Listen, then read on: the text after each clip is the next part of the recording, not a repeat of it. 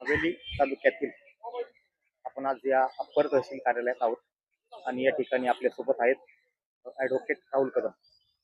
राहुलजी, मला एक आपल्याला प्रश्न विचारायचा आहे की अ, महाराष्ट्र राज्याचे माननीय महसूल मंत्री चंद्रशेखरजी बावनकुळे यांनी जी काही संकल्पना सांगितली आणि सादर केली की शेत जमिनीतले जे पाणंद रस्ते असतील किंवा जे काही वडिलोपर्जित शेत जमिनीतले जे रस्त्याच्या संदर्भातले केसेस असतील त्याबाबत शासनाने लवकरात लवकर शासन पातळीवर निर्णय घ्यावा आणि ते रस्ते खुले करण्यात यावे.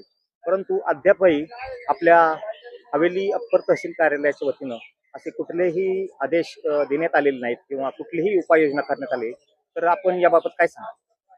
माझ्या माहितीप्रमाणे माननीय महसूल मंत्री यांनी मे 2025 आणि त्यानंतर वेळोवेळी 2-3 प्रकारची परिपत्रकं काढली.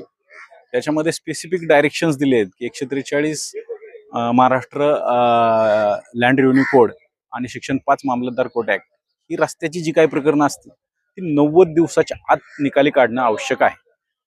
ग्रामीण भागामध्ये शेतकरी हा शेती करणारा आहे, त्याला रस्ता हा त्याच्या शेतीचा मुख्य आधार आहे. रस्ता नसेल तर तो शेती करू शकत नाही, शेतमाल पिकवू शकत नाही आणि पिकवलेला माल तो बाहेर नेऊन विक्री करू शकत नाही. याची जाणीव महसूल मंत्र्यांना झाली. महसूल मंत्र्यांनी ते परिपत्रक पास केले, पण त्या परिपत्रकाप्रमाणे खाली ज्या महसुली अधिकाऱ्यांनी त्याप्रमाणे अंमलबजावणी करणं आवश्यक आहे त्याप्रमाणे होतानाच दिसत नाही.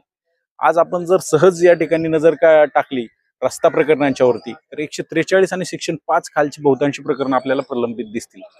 काही प्रकरणांच्या मध्ये आजपर्यंत नोटीसही निघत नाहीये.